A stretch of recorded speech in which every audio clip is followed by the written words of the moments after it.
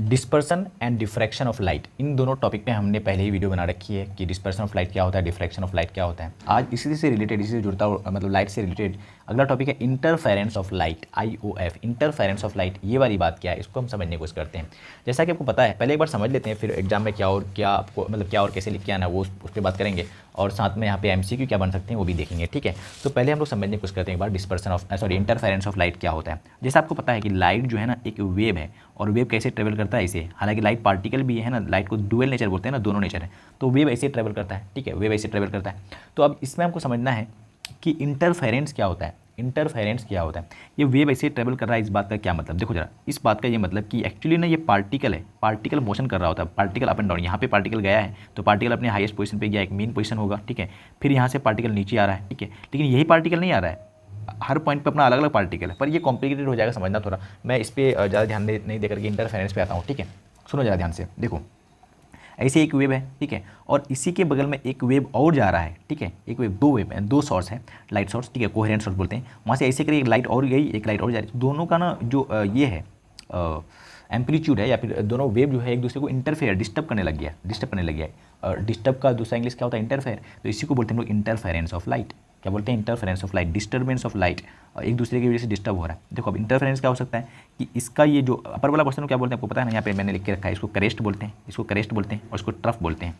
तो ये क्रेस्ट, ठीक है, और नीचे वाला पोर्शन ट्रफ हो गया। तो इंटरफेरेंस एक तो ऐसे हो सकता है, या दूसरा ऐसे हो सकता है कि एक का क्रेस्ट और दूसरे का क्रेस्ट आपस में मिल जाए, और यहाँ पर क्या होगा, एक का ट्रफ और दूसरे का क्रेस्ट आपस में मिले।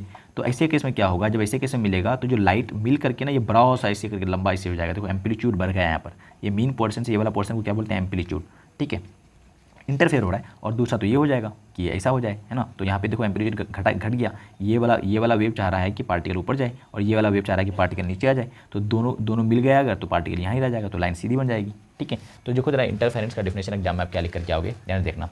When two light waves from different coherent sources क्या होता है आपको आना चाहिए, अगर नहीं तो आप अभी गूगल कर सकते हो, समझ में आ जाएगा, है ना। जिसमें वेवलेंथ फ्रीक्वेंसी वगैरह सारा सेम हो, ऐसा सोर्स जिसमें वेवलेंथ फ्रीक्वेंसी फेज डिफरेंस क्या होना चाहिए, वो सेम होना चाहिए, कांस्टेंट होना चाहिए। When two light waves from different coherent sources meet together, एक साथ क्या करती है, दोनों मुलाकात होती है। देखो यहाँ पे दो लाइट वेव जो है वो मुलाकात किया है, तो meets together, then the distribution of energy due to one wave is disturb by the other. जो एनर्जी की डिस्ट्रीब्यूशन है, ये वेव एक्चुअली है क्या, wave is the transfer of energy without transfer of mass. Wave actually में ये है ना कि एनर्जी ट्रांसफर हो जाएगी, मास ट्रांसफर ही नहीं होगा। तो एनर्जी हम क्या होगा, एक दूसरे का डिस्ट्रीब्यूशन वो डिस्टर्ब होगा, और डिस्टर्ब का इंग्लिश क्या होता है, इंटरफेयर। तो इसी बात को हम लोग बोलते हैं interference of light. This modification in the distribution of light energy due to superposition of two light waves is called interference of light। Superposition हो गया यहाँ पे। अब सुपरपोजिशन होने का मोड दो तरह का आता है, तो इसका क्रेस्ट से क्रेस्ट मिल जाए या क्रेस्ट से ट्रफ मिल जाए। ठीक है, जब क्रेस्ट से क्रेस्ट मिलेगा तो पार्टिकल जो उसको और नचा देगा, है ना, तो एम्पलीट्यूड बढ़ जाएगा, और जब क्रेस्ट और ट्रफ मिलेगा तो पार्टिकल बेचारा को शांत कर देगा, अपना मीन पोजिशन पर ला देगा। ठीक है, तो इंटरफेरेंस कितना तरह का हो गया, दो तरह का। Interference is of two type, constructive interference and destructive interference. देखो इसको बोलते हैं हम लोग कंस्ट्रक्टिव इंटरफेरेंस, कंस्ट्रक्ट कर लिया, दोनों मिलकर के पार्टिकल को नचा दिया और ज़्यादा एम्पलीट्यूड बढ़ा दिया, तो इसको बोलते हैं हम लोग कंस्ट्रक्टिव इंटरफेरेंस। और ऐसा इंटरफेरेंस जिसमें एम्पलीट्यूड बिल्कुल घट के जीरो कर दिया है, तो उसको हम लोग बोलते हैं डिस्ट्रक्टिव इंटरफेरेंस। ठीक है, बाकी यहाँ पे मैंने वेवलेंथ वगैरह दिखाने की कोशिश करी है कि दो क्रेस्ट के बीच, यानी दो ट्रफ के बीच की दूरी को वेवलेंथ कहते हैं, दो क्रेस्ट के बीच की दूरी को भी वेवलेंथ ही कहते हैं, है ना। दो क्रेस्ट के बीच की दूरी नहीं बोलना चाहिए, दो कंसिक्यूटिव लगातार क्रेस्ट के बीच की दूरी।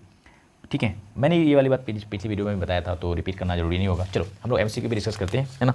MCQ आ जाओ भाई, कहाँ पे हो, यहाँ पे MCQ। ठीक है, पहला क्वेश्चन है, इन constructive interference value of amplitude. जो कंस्ट्रक्टिव इंटरफेरेंस होता है उसमें एम्पलीट्यूड की वैल्यू क्या होती है, बढ़ जाती है, घट जाती है, या दोनों पॉसिबल है। तो देखो यार, कंस्ट्रक्टिव इंटरफेरेंस कौन सा था, ये वाला। ठीक है, ये वाला था हमारा कौन सा इंटरफेरेंस, कंस्ट्रक्टिव इंटरफेरेंस। तो यहाँ एम्पलीट्यूड क्या हो गया, एम्पलीट्यूड ये वाला वैल्यू क्या हो गया, बढ़ गया, ए बढ़ गया है, समझ पा रहे हो ना आप। अरे यहाँ पे ये वाली देखो, ये छोटा था, दोनों मिलकर के बड़ा कर दिया। ठीक है, तो ए बढ़ गया, तो इसका आंसर कौन सा जाएगा, ऑप्शन नंबर ए। ठीक है, अगला देखो जरा, which among the following explained by wave nature of light. काफ़ी इंपॉर्टेंट क्वेश्चन है।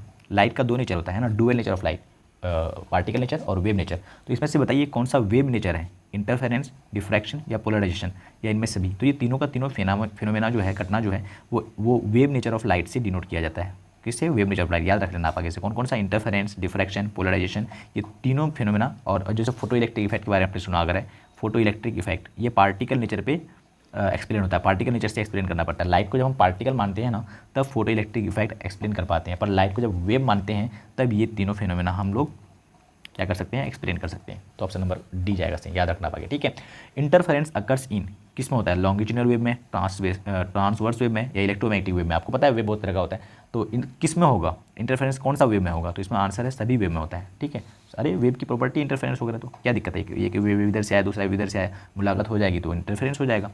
कोहेरेंट सोर्स किसको कहते हैं, जो दिखाता है जिसमें सेम होता है क्या, फ्रीक्वेंसी, वेवलेंथ, फेज या फेज डिफरेंस, तो इसका भी आंसर कौन सा है, और अभी मैंने बताया था आपको, ठीक है। चलो भाई, वीडियो लगी अच्छी है तो वीडियो कर लेना लाइक और चैनल को कर लेना सब्सक्राइब, दोस्तों में शेयर कर लो गाइस। मिलते हैं वीडियो में, रोज एक वीडियो आया करती है फिजिक्स की, है ना, फिजिक्स की तो नहीं, फिजिक्स केमिस्ट्री बायो और मैथ सारा ही पढ़ाया जा रहा है यहाँ पे, तो 3 दिन तो फिजिक्स की आती है शायद, ठीक है। चलो मिलते हैं वीडियो में, ओके बाय बाय, सी टेक केयर।